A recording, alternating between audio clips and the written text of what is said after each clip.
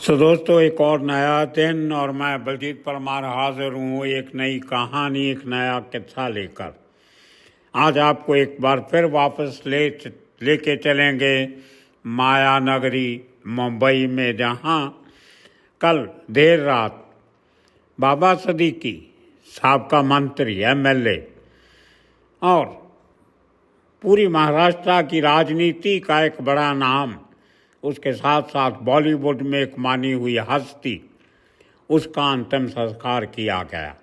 Last rites किए गए, पुरदेखाक किया गया, पूरे राजकीय सम्मान के साथ। एक साबका एक्स मंत्री होने के नाते जो एक राजकीय सम्मान बनता है वो दिया गया, लेकिन जिस बात का डर था वही हुआ।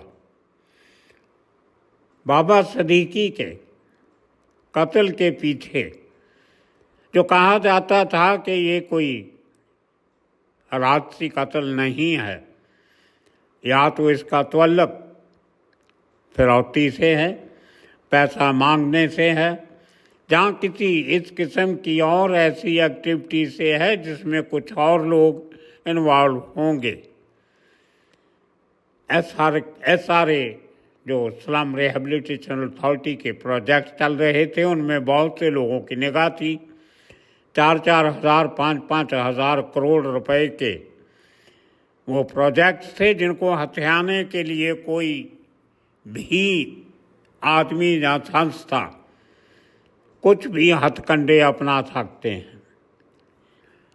लेकिन जो सबसे बड़ा इशू हमने आपके सामने कल रखा था कि ये बहानेबाजी थी, या बहानेबाजी मानी जा सकती है, कि बाबा सिद्दीकी को इसलिए मारा गया कि वो सलमान खान का दोस्त था, उसका करीबी था, या सलमान खान से गैंगस्टर्स की दुश्मनी इसलिए है कि उसने कुकाला हिरन मारा था। हम बात रिपीट नहीं करेंगे, सिर्फ अपनी बात पे जोर डाल रहे हैं। उसको पुख्ता आपके सामने पेश करने की कोशिश कर रहे हैं। ये सब बहानेबाजियां हैं। असल में कारण सिर्फ एक गैंग को मजबूत करना है और मुंबई को दहलाना डराना है, जो हमने कल कहा था, और कल रात को ही वो सिद्ध हो गया था। ये बात हम आपको बताना चाहते हैं। कहने को अभी भी एक पर्दा रखा हुआ है। बाबा सिद्दीकी, जिसकी इफ्तार पार्टियों में, ईद की पार्टियों में, या और भी किसी फंक्शन में दर्जनों की गिनती में सेलिब्रिटी आते थे, आधी आधी रात तक बैठते थे, फोटोशूट्स होते थे, तस्वीरें खींची जाती थी, सेल्फीज होती थी, खाना पीना होता था, मौज मेला होता था, नाच गाना भी होता था। और जो एक सेलिब्रिटी सिस्टम के तहत कार्रवाइयाँ होती हैं, वो भी सब होती थी, और उनकी तस्वीरें सोशल मीडिया पे, अखबारों के सेलिब्रिटी पेजेस पे, पेज 3 पे सब छपती थी। सब लोग बड़ी शान से, इज्जतमान से ये शो करते थे कि हम बाबा सिद्दीकी के करीबी हैं, या बाबा सिद्दीकी ये कहता था कि हम सलमान खान के करीबी हैं, या शाहरुख खान के करीबी, और राजनेता, पॉलिटिशियन, इंडस्ट्रियलिस्ट, बिजनेसमैन, दूसरी किस्म के सेलिब्रिटी, सोशल वर्कर, पत्रकार, बड़े बड़े सब जाते थे इन पार्टीज में, और इन्हीं पार्टीज का चर्चा भी होता था। लेकिन जब यह हादसा हुआ शनिवार की रात को, शनिचर की रात को, उसके बाद एक सन्नाटा मुंबई में छाया। जब गोलियां लगी थी, लीलावती हॉस्पिटल बांद्रा में ले जाया गया तो वहाँ पे तांता लगा था लोगों का हालचाल पूछने के लिए, जानने के लिए कि बाबा सिद्दीकी की हालत कैसी है। बड़े बड़े एक्टर, पॉलिटिशियन, दूसरे सब पहुँचे। वो कोई शक्ल दिखाने नहीं गए थे, वो उसमें कोई नामना कमाने के लिए नहीं गए थे, वो किसी फोटोशूट के लिए नहीं गए थे।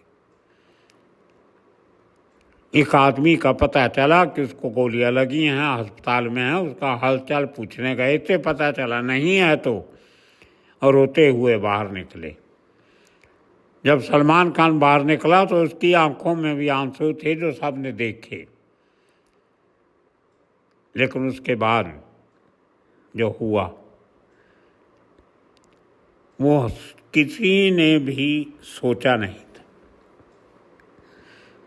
ये शनिवार रात की बात कर रहा हूँ, उसके बाद संडे, एतवार की रात की बात है, जब मुंबई के सबसे बड़े कब्रिस्तान जो मेरिन लाइन्स रोड पे पड़ता है, जहाँ बहुत बड़े लोगों को जहाँ पे दफनाया गया, उनकी याद वहाँ पे बनाई गई। मैं नाम नहीं लूँगा, बहुत बड़े लोग हाजी मस्तान से लेके याकूब मेमन तक उसी कब्रिस्तान में दफनाए गए, और भी बहुत सारे लोग। बहुत बड़ा कॉम्प्लेक्स है, एक तरफ हिंदू शमशान घाट है, दूसरी तरफ कब्रिस्तान है, उसके थोड़ा नज़दीक एक क्रिश्चियन लोगों की उनका कब्रिस्तान भी है।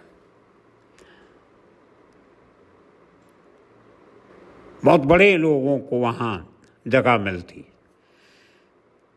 और वहीं पे बाबा सिद्दीकी की बॉडी को ले जाया गया।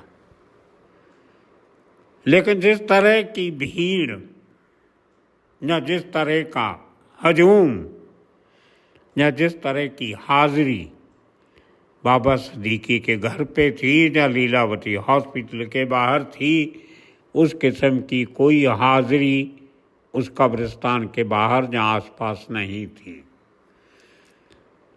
कारण बताया जाता है कि मुंबई पुलिस ने सब बड़े लोगों को मना किया कि आप मत आइए।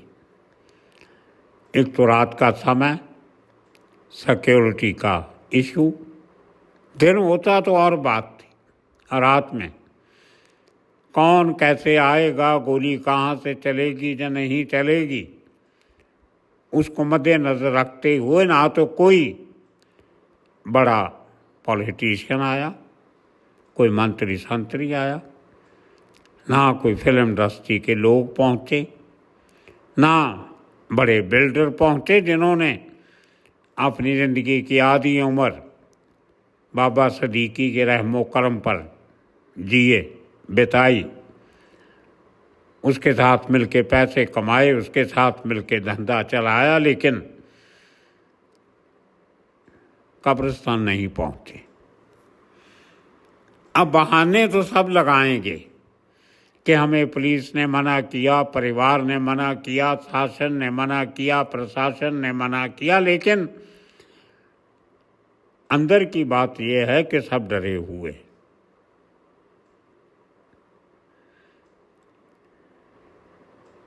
अब बहाने ढूंढते हैं, क्योंकि जो बाबा सिद्दीकी को मारने के बाद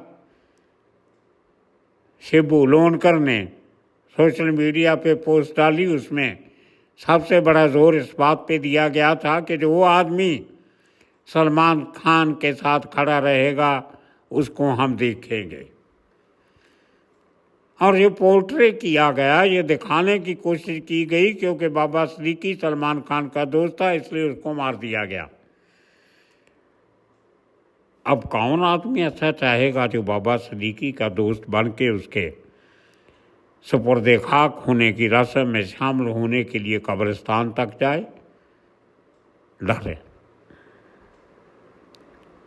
ये बात भी सही है कि पुलिस ने मना किया होगा, लेकिन पुलिस ने मना सिक्योरिटी एंगल से किया होगा कि रात के समय इतने लोगों की भीड़ को काबू करना, क्योंकि जब एक्टर आ जाते हैं, एक्ट्रेसेस आ जाती हैं, सेलिब्रिटीज आ जाते हैं, बड़े पॉलिटिशियन आ जाते हैं, उनके साथ उनके चाहने वाले भी आते हैं। बहुतेरे लोग उस कब्रिस्तान में किसी की मैयत में शामिल होने के लिए नहीं आते, बल्कि आने वालों की शक्ल देखने के लिए आते हैं। तो स्टेशन को कंट्रोल करने में दिक्कत आती है, ये बात मानी जा सकती है, लेकिन जो सच्चे दोस्त होते, जो भाई होते, जो पिछले 35-40 सालों से इस बात का दम भरते थे कि हम तो भाई हैं, वी आर ब्रदर्स, वो मवई भाषा वाला भाई नहीं, दादा नहीं, ब्रदर्स। खून का रिश्ता नहीं है तो क्या हुआ, लेकिन हम भाई, वो भी नहीं पहुंचे। मतलब कहीं ना कहीं उनको डर था, या ये डर नहीं था कि वहाँ मैयत के या कब्रिस्तान में गोली चलेगी, मारे जाएंगे, नहीं, वो अपनी शक्ल नहीं दिखाना चाहते थे। वो आने वाले समय में किसी को भी ये दर्शाना नहीं चाहते थे कि हम बाबा सदीकी के करीबी या करीबी थे, उसके दोस्त थे, उसके भाई थे। क्योंकि कल को फिर कहीं ये बात अंडरवर्ल्ड के उन लोगों के दिमाग में आ सकती है कि ठीक है, एक को तो हमने मारा, जो उसके साथ खड़े हुए थे उनको भी एक दो को टपका देते हैं, इस बात से डरते हैं। दूसरा, मरने की बात भी छोड़ो, गोलियां चलने की बात भी छोड़ो, लेकिन फिरौती का मामला तो हो सकता है ना। अब जब आप किसी के मैयत में जाते हो, उस आदमी के जिसको अंडरवर्ल्ड ने मारा, किसी कारण से मारा वो छोड़िए, लेकिन जब वो तस्वीरें देखें कहेंगे ठीक है, ये आदमी गया था ना, इसको करो फ़ोन, इससे मांगो 5 करोड़, 10 करोड़, 20 करोड़, उसकी हैसियत देख के तो फ़ोन आने शुरू हो जाएंगे। जैसे हर बड़े इस किस्म के कत्ल के बाद होता आया। पंजाब में जब सिद्धू मूसेवाला का कत्ल हुआ 2 साल पहले, तो वही गैंगस्टर जो 15, 10, 15, 20, 25, 50 लाख मांगते थे, अब 1 करोड़ से कम की बात नहीं करते। 1 करोड़ भी कम है, 2 करोड़, 5 करोड़ की बात करते हैं। 2 करोड़, 5 करोड़ आम बात हो गई, क्योंकि उन्होंने सिद्धू मूसेवाला को मारा। इसी तरह राजस्थान में बड़े लोगों से फिरौती का भाव बढ़ गया जब उन्होंने करनी सेना के मुखी गोगा मेड़ा को मारा था।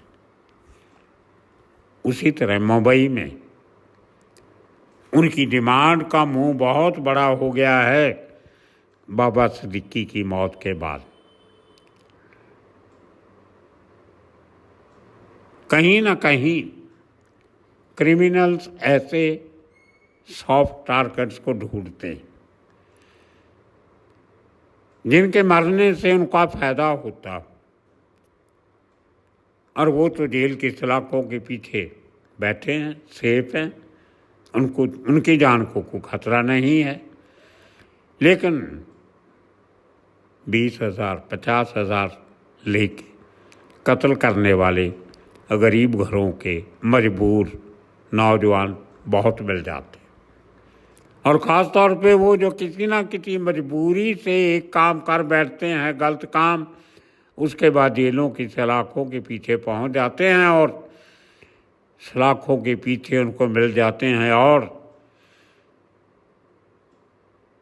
उनके लिंक बन जाते हैं। वो खुद उसी क्राइम की दुनिया से जुड़ जाते हैं जिसमें वो मजबूरी से फंसे थे, और फिर उसको आगे बढ़ाते हुए वो आगे पीछे का भूल के, घर वालों को, ख़ानदान को, जिम्मेदारियां भूल के माँ बाप की, नाना दादा की इज्जत को भूल के वो सिर्फ एक जो उनको सब्ज बाग सोशल मीडिया पे दिखाए जाते हैं, एक सपना उनको दिया जाता।